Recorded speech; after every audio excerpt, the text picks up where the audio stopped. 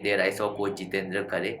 First I looked at him and was like, he is so fat. What is he going to teach? It's that's really everyone sees the light, but nobody really sees the dark side of the sport. So there I started facing the dark side of the sport. Okay, so first, from my childhood, I always wanted to do something in the sports or in the fighting field. So from I used to love playing basketball when I was in fourth, fifth standard. I wanted to be a basketballer that time, but it didn't. I was good basketballer in my school, so I always wanted to be the top basketballer, the best basketballer in the world. But the dream didn't work out for me because I was in school, I was in boarding. There was not much time I used to get. We were allowed to play in the boarding. First, we used to get 2 hours. They got cut down to 1 hour, and all studies. That dream died somewhere. And then when I reached in sixth standard, I wanted to be an army person. I wanted to be a general in Indian Army. I had that dream and passion, and with that dream and passion, I used to do running. I used to play sports. I used to do all the activities for sports, basketball, football. I used to do running. I was a very bad short distance runner, but I was a good, decent long distance runner. So I used to stick to that. But now, slowly, when I reached eighth standard, I started finding combat sports more effect. I started getting bending towards combat sport. Although there were no combat sports in our school, just one boxing was there. I started liking combat sports. But when I started learning boxing, and I started seeing other discipline, I never found them a perfect one. I always found them incomplete. Like you say karate, or you say taekwondo, or you say boxing, I always found that incomplete. They were not close to the complete fighting system. Eventually, after 8th standard, I saw mixed martial art. I saw on TV, and when I started watching at that time, Anderson Silva was one of the best fighters, and I loved watching Anderson Silva. So I started following MMA at that time, and because I used to watch Bruce Lee movies a lot, I started liking fighting, all the fighting stuff more because of Bruce Lee. So I started liking combat sports more. So my attention got diverted from uh, this turning into an army person, going into army, that idea. So I finished after it. I didn't like much of education and all, and I didn't want to stay in boarding. I wanted to stay because boarding didn't have that much of freedom. So I moved to my home. I fought with my parents. I didn't want to stay in boarding anymore. So eventually, ninth and 10th, I did it from the home. So once I moved home, I don't know what to do, how to learn. I just wanted to be free from the boarding that time. So my 2, 3, 4 years of my life just got wasted like that. But eventually, I end up joining a boxing gym. Did boxing for a month, and then my mom used to work in Mumbai that time. So through my mom's yoga coach, I came across with Team Relentless. Before Team Relentless, that time there was one famous gym. I wanted to join that gym, but I don't want to name anything. But I wanted to join that gym. I asked them their number. I asked them I wanted to come train. They spoke to me rudely, and they just cut it off. So I decided not to go. Then I joined in Mumbai. So from there, Mumbai, as I joined it, I came to Mumbai. The travel was lot of active. It was very far away from my home. The training session. The thing is, when I joined in, and I didn't know how intense it was. I just used to feel that maybe 1 hour a day or 2 hours a day I'll train. That's it, and I'll be the world champion. I'll be the well. So this was the my mindset at that time. And then when I joined the team, I saw that, like, they were so serious. The training intensity was all to another level. First day I went, there was just an hour of conditioning. I did that like I was literally dead, and then I realized, okay, this is the good place for me. I saw how Coach Jitendra Khare. There I saw Coach Jitendra Khare. First, I looked at him and was like, he is so fat. What is he going to teach? What this man is going to do with it? This man how can? But when I saw him teaching, and when I saw how he takes class, like, I was totally astonished. Like, what a coach! Like, what a great coach! This is the coach that can take me somewhere. Then when he took my conditioning session. I was literally, so from there I joined Team Relentless, joined with my coach, and I started my training there. So training went, although coach, our coach used to teach us good things. He used to teach us very passionately to the fighters. I was not much regular. I was very unprofessional. But I used to learn whenever he used to teach. I used to learn. I used to be on and off, not so much regular. Then later I got lot of injuries in training and all. But but I came back. I continued. Then I fought my first fight. He got me out into the first fight after 2.5 years. He said, "Okay, Navdeep, now you have trained so much. At least get it." So he got me into the cage fighting. I lost my first fight to a guillotine from a guy Kumdu Klima. So I lost to that guillotine, but it was a good experience. My coach told me something not to do in the cage when I was cornering. My coach told me no head outside thinker, and I did that exactly. My friend told me at that time, there were other coach also, so he told me that time no head outside thinker. He said that, and I still did that, and I got caught in a guillotine and I lost. So that was my first experience of when you don't listen to your coach. But then again I came back. No, I again trained for the another fight. So I had a good amateur career. Overall, I had a good amateur career of 13-3, where I had lost 3 fights and 13 wins, which was a good amateur career for me. My coach has, like, after that, to a point, I still wasn't. My coach said, "Okay, Navdeep, now you have to. You have fought enough of amateur fights. Now you need to start moving to pro fights." I started losing my, to be honest, disinterest in the sport. After 8, 9, 6, 7 amateur fights, I didn't see the dark side of MMA. Everyone talks about the bright side. I started feeling the dark side of the sport. When the dark side hits, that's there. Everyone sees the light, but nobody really sees the dark side of the sport. So there, I started facing the dark side of the sport, and in that dark side, I continued for, like, another 8, 9 fights, another 3, 4 years. I continued in that dark side of the sports. And I faced that dark side of the sport, and now, but I would have totally given up on this sport.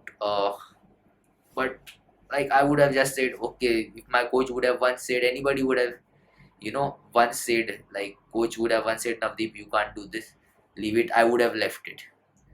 Like, it was that I like totally lost that thing in the sport. Like, I had no, but because of the coach's training, my coach, always when I used to step on the mat, that time it used to be another atmosphere. When I was outside, I didn't like MMA and all, but when I used to be in the mat, I used to be in the mat because my coach, he used to make us work so hard. He used to pay so much attention on us.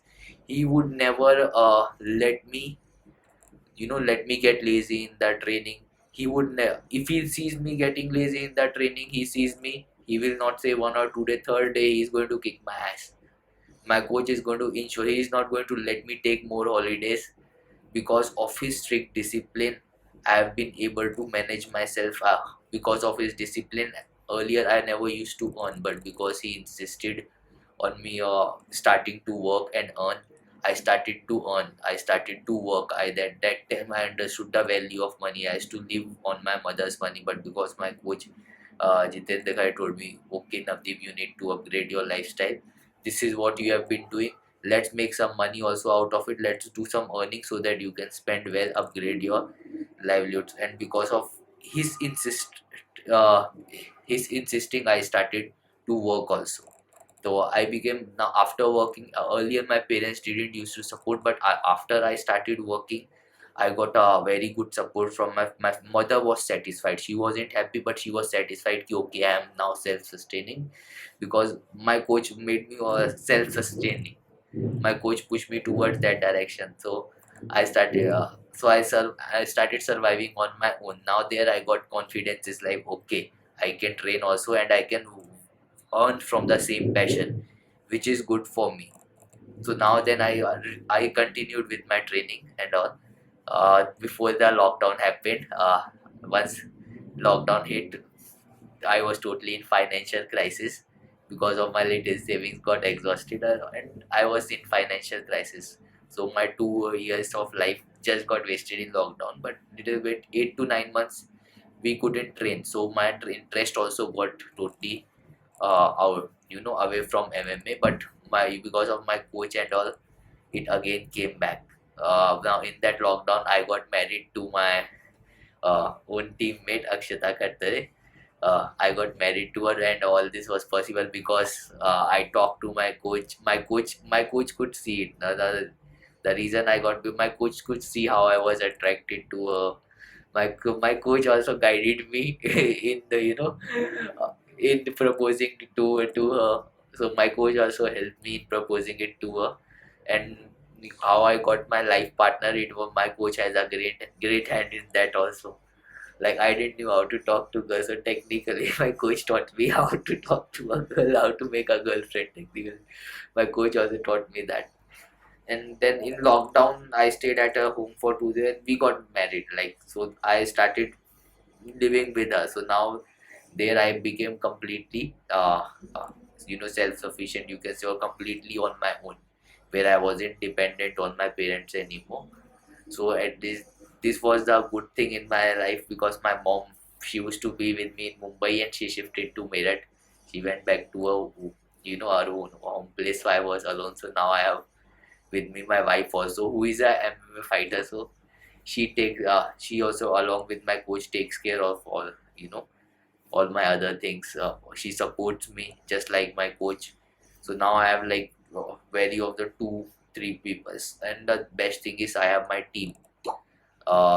Now there are a lot of times when I am demotivated, I am not interested, but my team is pushing me so much. When I go there, my team makes me train so hard that I started getting serious in this field. So now again, I want to take my this training to the next level. I want to take my career to the next level. I don't want to be who I was. I want to be much more better than what I am today. I want to make more winning streaks. I want to fight more. Losses obviously are going to happen. That's a part of the game. But I want to fight more. Now I want to be more of a better professional fighter, and my team is always there to help me with that. Like with this fight, I had my previous fight also. When I have a great team, so I wasn't that much serious. But my team, when my fight comes, my team is way more serious than I am. Like my coach is way more serious than I am. My team is there always reminding me, okay Navdeep, you can't get lazy, you are getting lazy. You have to focus on your fight karke. So now whenever I have a fight upcoming, I am not that serious, but my team is way more serious than me, and they make me train harder.